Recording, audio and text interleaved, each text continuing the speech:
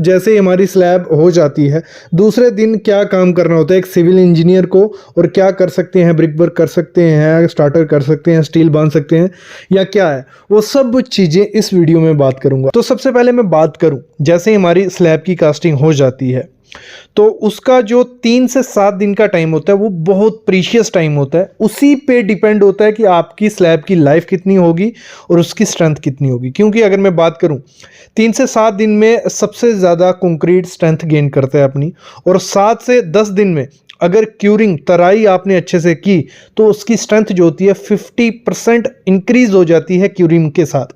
अगर आप क्यूरिंग नहीं करोगे वही उसकी स्ट्रेंथ आधी हो जाएगी। तो क्यूरिंग बहुत ज़्यादा इंपॉर्टेंट होती है। क्यों इंपॉर्टेंट होती है? ये नहीं है कि पानी मार दिया तो काम खत्म हो गया।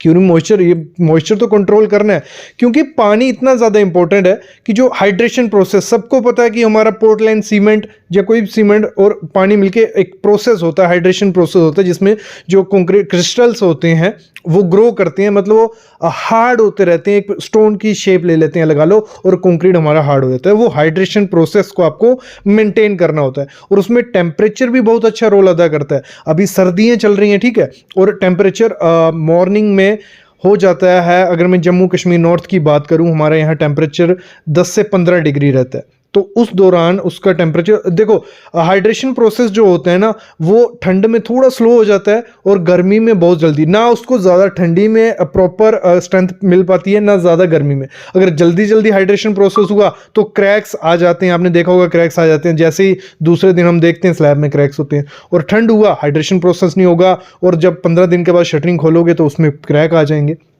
तो ये मेंटेन करना पड़ता है आपको टेम्परेचर। अगर आपका 20 से 30 डिग्री के बीच का टेम्परेचर है, बहुत अच्छा टेम्परेचर, उसमें हाइड्रेशन प्रोसेस अच्छा होगा और कंक्रीट अच्छे से स्ट्रेंथ पाएगा अपनी। ये हो गया। जैसे आपका दूसरा, मतलब जैसे हमारा कंक्रीट हो रहा है उसके ना 3-4 घंटे जहां कंक्रीट आपने किया वहां 2 घंटे के बाद थोड़ा शॉवर कर दो पानी का, थोड़ा तराई कर दो, नहीं तो वहां क्रैक्स आ जाएंगे। तो ये हो गया। और दूसरे दिन जैसे मतलब 24 घंटे हमने कंक्रीट खत्म हुआ रात को 8 बजे, और दूसरे दिन जब आप सुबह आते हो 8 बजे, तो आपको सबसे पहले जो काम करना है आके वो इसकी तराई करनी है, मतलब पॉन्डिंग बना देनी है। पाली बनाओ, रेते और सीमेंट बना के, मतलब पाली बना के पानी भर दो। 30 से 40 mm पानी उसमें स्लैब में रुका होना चाहिए। और बीच बीच में आके देखो, अगर टेम्परेचर ज़्यादा है, बाहर का टेम्परेचर 40 डिग्री है, तो पानी बहुत जल्दी गर्म होता है, तो थोड़ा आके बीच में शॉवर कर दो पानी, ठंडे पानी का। तो उससे क्या होगा, क्रैक्स थोड़े कम हो जाते हैं। अभी हम बात इसी, अगर क्रैक्स की बात ही लगी हुई है, मैं आगे बाकी चीज़ें बताने वाला हूँ। अगर क्रैक्स की बात लगी है तो क्रैक्स से बचना कैसे है? देखो, क्रैक्स से बचना, एक तो पहले जैसे ही कंक्रीट चल रहा है 2 घंटे बाद थोड़ा थोड़ा पानी का शॉवर करते रहो। दूसरा, 2 घंटे बाद पानी का शॉवर किया, फिर जो गन्नी बैग्स रहते हैं, वेट हेजन्स, वो आप लाओ बोरी, वो उसको गीला करो, उसको बिछा दो, उससे भी क्रैक्स आपके काफ़ी ज़्यादा कम हो जाएंगे। फिर जो आपकी मोस्टली मैंने देखा है जो क्रैक्स आते हैं वो आते हैं हमारे एक टेम्परेचर की वजह से। काफ़ी ज़्यादा अगर टेम्परेचर होता है बाहर तो हाइड्रेशन प्रोसेस ज़्यादा जल्दी हो जाता है, उससे क्रैक्स आ जाते हैं, डेवलप्ड हो जाते हैं। दूसरा, जो हमारी शटरिंग होती है ना, उसमें मैंने देखा उसकी वजह से काफ़ी क्रैक्स आते हैं। और जो शटरिंग क्रैक्स, सेटलमेंट क्रैक्स रहते हैं, वो काफ़ी डेप्थ तक जाते हैं। तो हमेशा आपकी जो शटरिंग रहेगी ना, प्रॉपर स्टेजिंग के साथ करो यार। मैं कहूँगा मतलब जहाँ एक बल्ली की ज़रूरत पड़ती है वहाँ 2 लगाओ, क्योंकि आपकी शटरिंग पे ही डिपेंड है। जब कंक्रीट को थोड़ा भी हुआ ना सेटलमेंट, तो आपका क्रैक ऊपर से नीचे तक रहेगा, और वो लीकेज का कारण बनता है, वाइब्रेशन के कारण बनता है आपकी स्लैब का, और फेलियर का कारण बनता है। तो आपको शटरिंग पे भी ध्यान देना ही देना है। और इसी में क्वेश्चन पूछा गया था कि सर दूसरा दिन जैसे ही होता है तो हमें स्टार्टर कर देना चाहिए। देखो, जो हमारा कंक्रीट होता है वो हार्ड हो गया होता है 24 घंटे बाद, उस पर आप स्टार्टर कर सकते हो। लेकिन स्टार्टर के लिए पहले क्या करना पड़ता है, स्टीरअप वगैरह हमारे रिंग बंधे होने चाहिए, ठीक है, 2 स्टीरअप तो होने ही होने चाहिए। तो स्टीरअप बांधे जाते हैं, और 24 घंटे मतलब आप जैसे हमारी कास्टिंग हुई दूसरी मॉर्निंग आप कर सकते हो, लेकिन उसमें प्रिकॉशंस आपको काफ़ी ज़्यादा लेने पड़ेंगे। एक तो क्या करता है, जब स्टील बाइंडर जब सरिया बांधते हैं तो फेंकते हैं, कभी गिरा रहे हैं, कभी कुछ गिरा रहे हैं, तो उससे रिस्क होता है, क्रैक्स आ सकते हैं। मतलब चीज़ें आप जोर जोर से फेंकोगे तो हेयर लाइन क्रैक्स, क्योंकि इतना हार्ड तो नहीं हुआ होगा। तो आपको प्रिकॉशनली क्या करना है, आपको स्टील बाइंडिंग करनी है उसकी, और आप स्टार्टर भी कर सकते हो, क्योंकि जो मल्टी स्टोरी बिल्डिंग्स होती हैं उसमें इतना वेट नहीं कर सकते, क्योंकि 3 से 4 दिन अगर लोगे तो प्रॉपर आपका कोई दिक्कत नहीं है, उसमें कुछ भी गिराओगे चलेगा।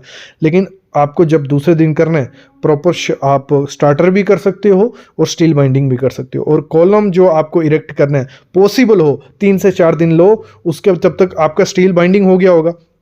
जब स्टील बाइंडिंग हो गया, सरिया बांध दिया गया, तो आप 2 दिन का तो मिनिमम गैप, जो मैं बोलूँगा 48 घंटे का गैप लो।